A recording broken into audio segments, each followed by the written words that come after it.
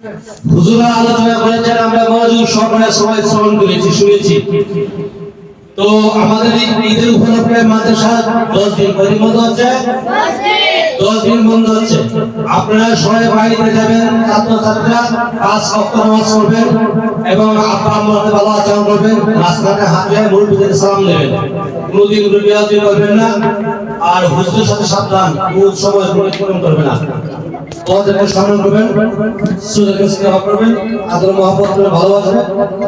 আর 5 ওয়াক্ত নামাজে যে ত্রুটি না হয়, আমরা সবাই পরীক্ষা করে তোমাদেরকে জিজ্ঞাসা করবো ঠিকঠাক মতো নামাজ পড়ছি না। আর যারা যারা পড়ে আপনারা বাড়িতে এই পবিত্র কোরআন তেলাওয়াত করবেন এবং শুধু সুরে দিছি বলে তোমরা দোয়া করবা তাই না, তোমরা 5 ওয়াক্ত নামাজ পড়বা আর পড়াশোনা করবা।